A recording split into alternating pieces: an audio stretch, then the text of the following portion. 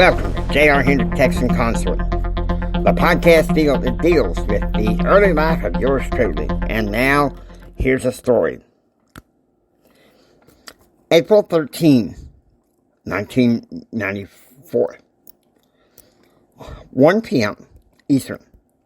In Detroit, Jim is mediating on behalf of a loan request by Middlemore Dairies, which is out of Melbourne, Michigan.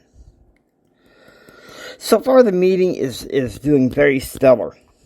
Of course, one of the participants wanted to cancel the meeting, but Jim said that if it was either they had the meeting today or they wouldn't get the loan. Orders from Erskine Bowles.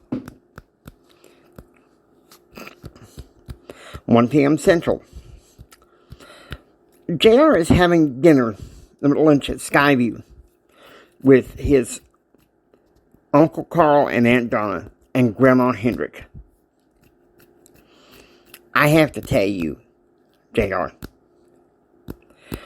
your grandpa was raised Community of Christ.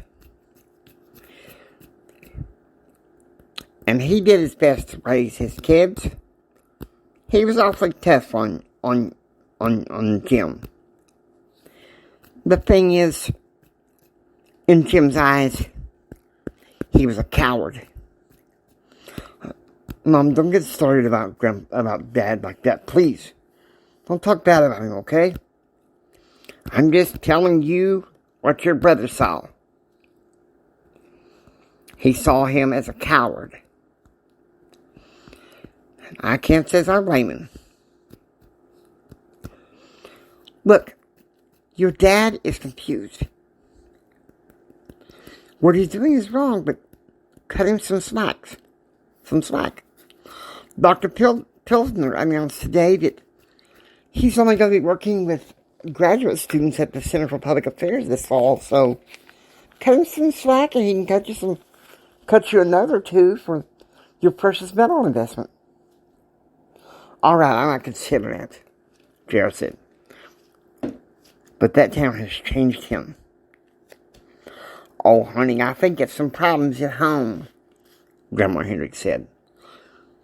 Sure, he may be complaining about his work, but there are some problems at home. 4:30 p.m. Eastern. Betsy is sitting, 3 p.m. Central.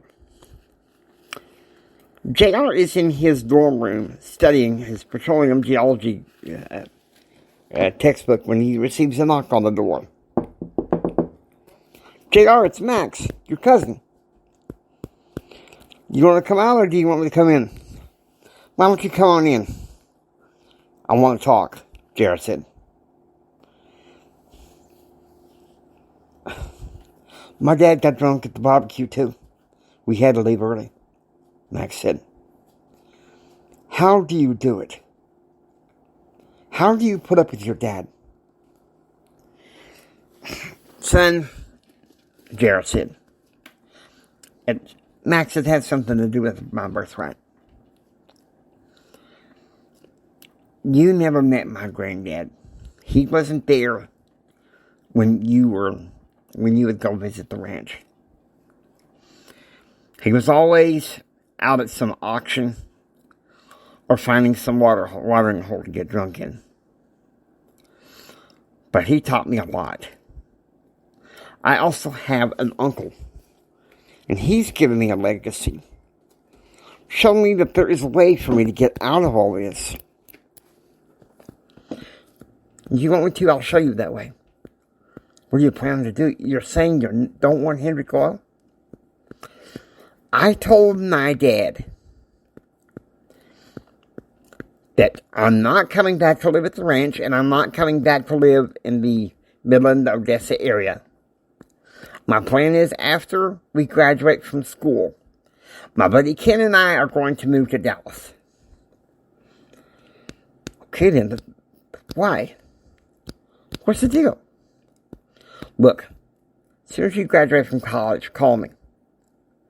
Look me up. We'll build a company together. Look, why don't you get all this khaki suit and everything that you're in and come out in some shorts and enjoy the sun with me? Some of the time, Jared said. But I want to teach you something that my granddad tried to teach me, despite his failings. And what's that? The importance of peace and order.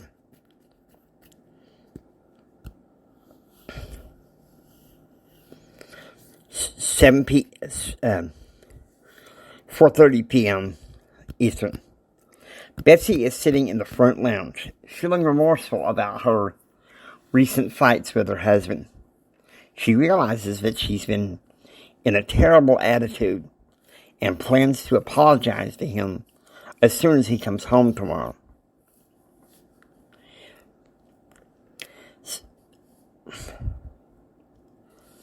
Seven p.m. Eastern. Jim had been on the phone all afternoon after typing his letter to Andrew House. He'd been on the phone haggling with officials in the Clinton administration, mainly Ickes and Harold and Ron Brown. But he's glad to finally be off the phone. Would you put away that phone? Laurel said. Gladly. He calls room service for dinner. Steak and fries for two, and 2 bottles of beer. What are we celebrating? The Clinton's plebiscite, Darrell said. Laurel, you know I'm trying to help the country. I understand you are, Mr. Hendrick. Now come on, Jim. That's what everybody calls me. You know, you befuddle me, Laurel said. On the one hand, you can be so critical to the Clinton administration. But on the other hand, I can tell that you care about this country. Of course I do, Jim said. There's a knock on the door. It's room service. Well, dinner's coming. Think we better sit down. They have a nice dinner together, enjoying their night together. Hope you enjoy listening to J.R. Hendrick Text Tonight. If you like what you hear, please subscribe, become a part of the adventure. Get ready for the rest of the story.